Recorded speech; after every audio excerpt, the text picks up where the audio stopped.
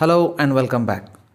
So ఏపీలో త్వరలో మనకు టెట్ నోటిఫికేషన్ విడుదల కాబోతుంది. సో దానికి ఎవరైతే సీరియస్గా ప్రిపేర్ అవుతున్నారో వాళ్ళందరికీ ఉపయోగపడే వీడియో అండి.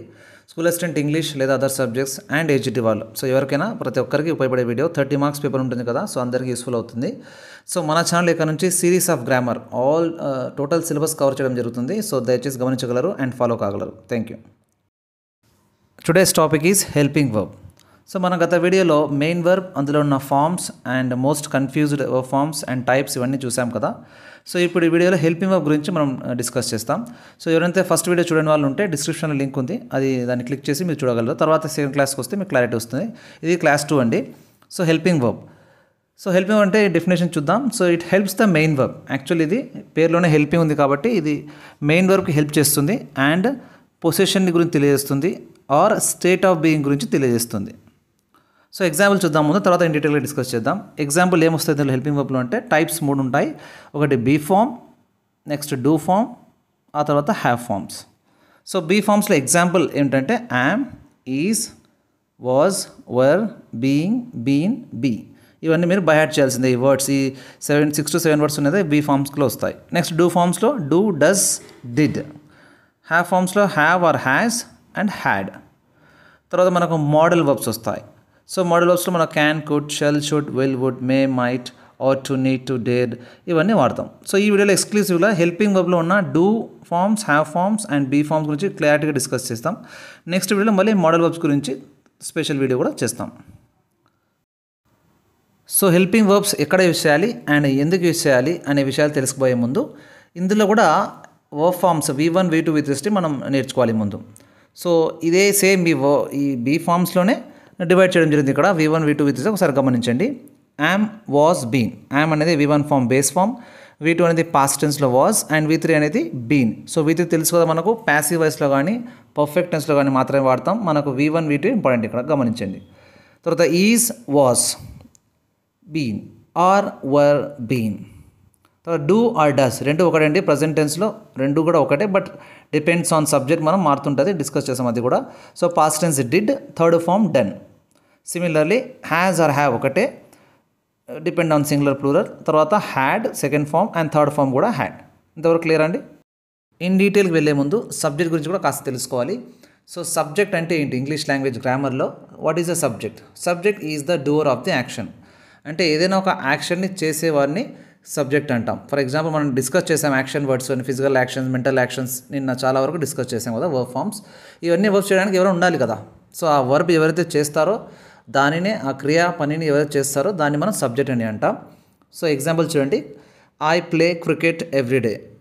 సో ఇక్కడ సబ్జెక్ట్ ఏంటండి? ఐ. ఎందుకంటే ప్లే అనే యాక్షన్ ఎవరు చేస్తున్నారు? ఐ అనే సబ్జెక్ట్ చేస్తుంది ఇక్కడ. So next we eat breakfast. So eat అనేది వర్బ్ ఇక్కడ. ఈ వర్బ్ని ఎవరు చేస్తున్నారు ఈ యాక్షన్ని అంటే వీ అనేది. సో వీ అనేది ఇక్కడ సబ్జెక్ట్. నెక్స్ట్ చూడండి, ఓన్లీ మనుషులేనా అంటే ఎస్, యానిమల్స్ కూడా కావచ్చు, థింగ్స్ కూడా కావచ్చు. చూడండి ఎగ్జాంపుల్ ఇక్కడ, bird flies in the sky. So fly అనే ఈ వర్బ్ని ఎవరు పర్ఫామ్ చేస్తున్నారు? బర్డ్స్ చేస్తున్నారు కాబట్టి బర్డ్ అనేది ఇక్కడ subject. Next the bus moved. Thing కదా ఇది, బస్ అనేది. సో బస్ మూవ్డ్, మూవ్డ్ అనేది వర్బ్. సో ఆ వర్బ్ మూవింగ్ యాక్షన్ అనేది ఇక్కడ ఎవరి నుంచి జరుగుతుంది అంటే మనకు బస్ నుంచి జరుగుతుంది. So next she cooks delicious food. ఇక్కడ డెలిషియస్ ఫుడ్ కుకింగ్ అనేది జరుగుతుంది. కుక్ అనే యాక్షన్ ఎవరిలో జరుగుతుంది? షీ అనే సబ్జెక్ట్ వల్ల జరుగుతుంది. సో ఇవన్నీ మనకు ఇంగ్లీష్లో ఉన్నాయండి, లిమిటెడ్గా ఉన్నాయండి. 7 గురించి ఇక్కడ చెప్తున్నాను నేను. ఇవి మీరు బాగా బై హార్ట్ చేయాల్సిందే. సో ఎగ్జాంపుల్స్ మనకు I, we, you, they, he, she, it. ఇంతే, దీనికి మించి ఉండదండి. సో దీంట్లోనే మన ఏ సెంటెన్స్లో కూడా వర్బ్ ఎలా అయితే ఖచ్చితంగా వర్బ్ ఉంటుందో అదేవిధంగా సబ్జెక్ట్ కూడా ఖచ్చితంగా ఉంటుంది ప్రతి ఒక్క సెంటెన్స్. ఓన్లీ 7 మాత్రమేనా అంటే ఈ 7తో పాటు ప్రతి ఒక్క సింగులర్ లేదా ప్రతి ఒక్క ప్లూరల్ ఎవరైతే యాక్షన్ పర్ఫామ్ చేస్తున్నారో, మనం వర్బ్ గురించి మాట్లాడుతున్నాం కదా, ఆ వర్బ్ని ఎవరైతే చేస్తారో సబ్జెక్ట్. సో సబ్జెక్ట్ వర్బ్ ఇవి రెండు బాగా గుర్తుంటే మనం నెక్స్ట్ టెన్సెస్ నేర్చుకోవాలన్నా ఇంకేం నేర్చుకోవాలన్నా సబ్జెక్ట్ వర్బే ఖచ్చితంగా ప్రతి ఒక్క సెంటెన్స్లో వస్తూ ఉంటాయి. కాబట్టి ఈ రెండు క్లారిటీ రావాలి మనకు. సో ఈ రెండు ఇప్పుడు బీ ఫామ్స్ ద్వారా ఈ సబ్జెక్ట్ ద్వారా మనం కనెక్ట్ చేసి చూద్దాం. ఒకసారి అబ్జర్వ్ చేయండి. ఇక్కడ చూడండి, ఇక్కడ ఐ అనే సబ్జెక్ట్ వచ్చినప్పుడు మనకు బీ ఫామ్ యామ్ అనే ప్రజెంట్ టెన్స్లో వస్తుంది అండ్ వర్స్ అనేది పాస్ట్ టెన్స్లో వస్తుంది. యూ, వీ, దే వచ్చినప్పుడు అండ్ ఎనీ ప్లూరల్, ఒకటి కంటే ఎక్కువ ఏది ఉన్నాడు ప్లూరల్ కిందకి వస్తుంది కదా, అప్పుడు ఆర్ అనే హెల్పింగ్ వర్బ్ రావాలి అండ్ వర్ పాస్ట్ టెన్స్లో వస్తుంది. తర్వాత he she it or any singular person కానీ థింగ్ కానీ ఉన్నప్పుడు ప్రజెంట్ టెన్స్లో ఈజ్ వస్తుంది అండ్ పాస్ట్ టెన్స్లో వాజ్ వస్తుంది. ఇది మనం బై హార్ట్ చేయాల్సిందే సబ్జెక్ట్కి ఈ బీ ఫామ్కి. విధంగా డూ ఫామ్స్ కూడా I you we they or any plural subjects వస్తే మనకు డూ ఫామ్ వాడాలి ప్రజెంట్ టెన్స్లో, పాస్ట్లో డిడ్.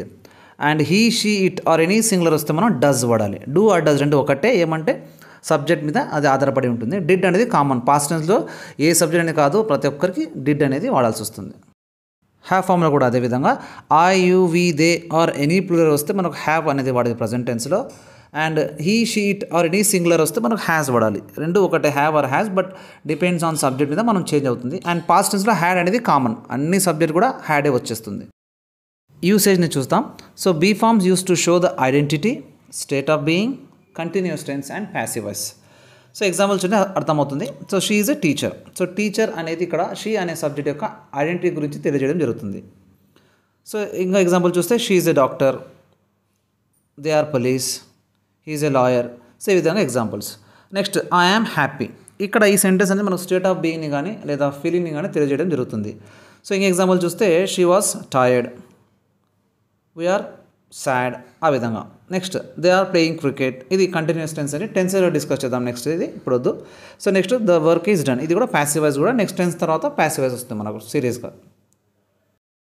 నెక్స్ట్ బీ ఫార్మ్స్ యొక్క యూసేజ్ ఏమంటే క్వశ్చనింగ్లో యూస్ చేస్తారు. అంటే ఇంగ్లీష్లో క్వశ్చన్స్ అడగడానికి అవకాశం ఉంది అంటే అది కేవలం బీ ఫార్మ్స్ వల్లే. బీ ఫార్మ్స్ లేకుంటే క్వశ్చన్ అడగడానికి ఆస్కారమే లేదు. ఏ క్వశ్చన్ అయినా సరే మనకు బీ ఫార్మ్స్ అవసరం పడుతుంది.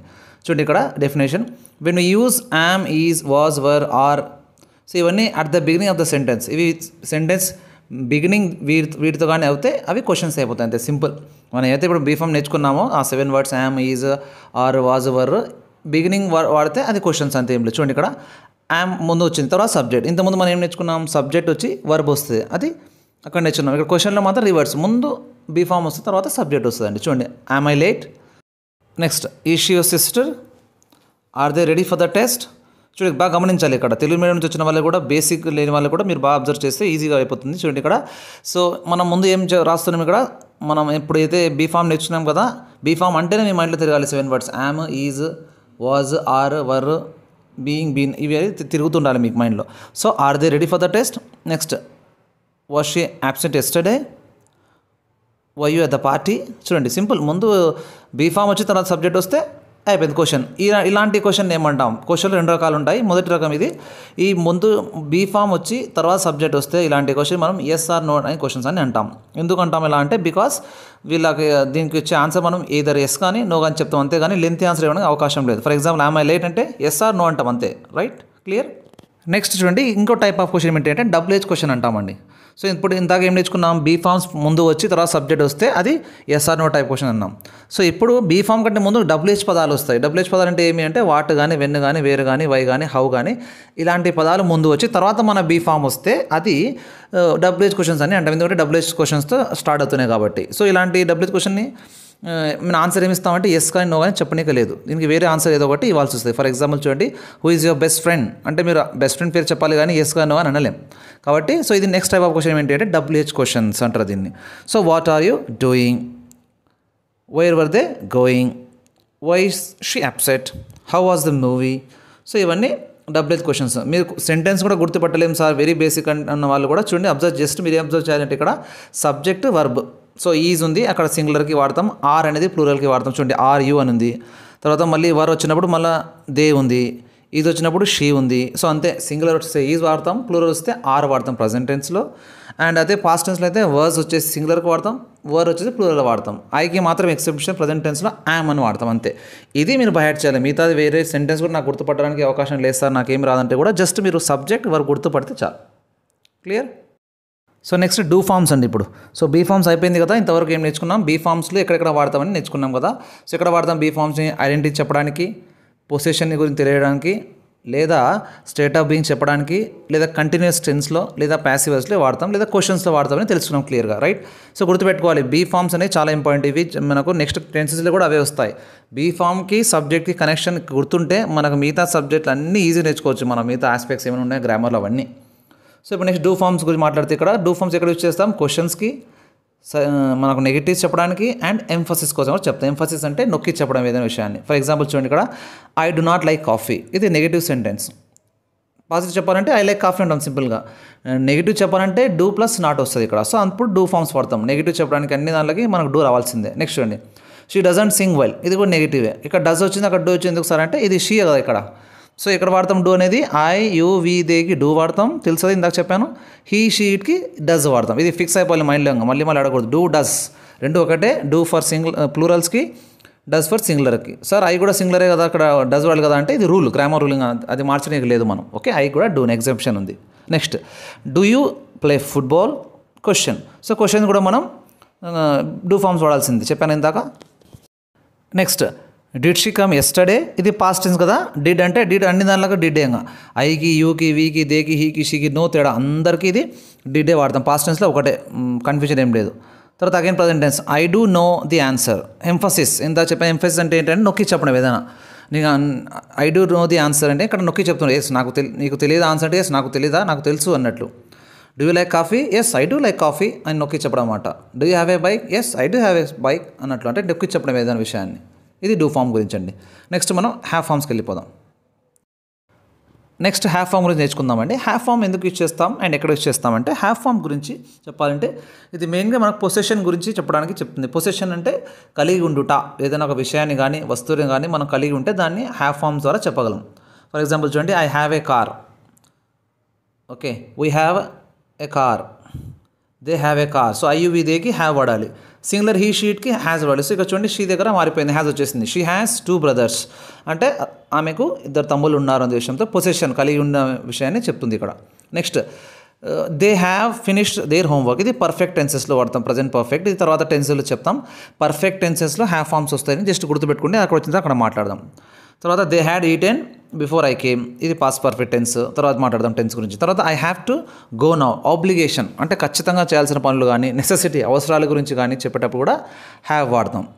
ఓకే, పాస్ట్ టెన్స్లో అయితే హ్యాడ్ ఈస్ కామన్, దానికి ఐయూ ఇదే తేడా ఉండదు, మొత్తానికి హ్యాడే వాడతాం. ఇది so that's all about be forms, do forms, have forms అండి.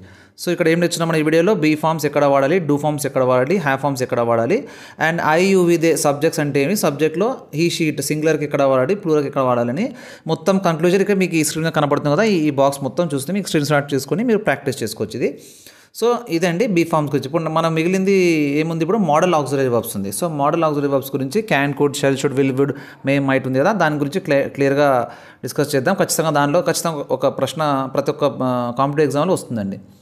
సో దాని తర్వాత మనం టైప్స్ ఆఫ్ సెంటెన్స్ నేర్చుకుంటాం, తర్వాత టెన్సెస్, తర్వాత స్పీచ్, వాయిస్, అలా లైన్గా కనెక్షన్ చేసుకుంటూ వెళ్తాం. That's all for today's video అండి. Thank you so much for watching.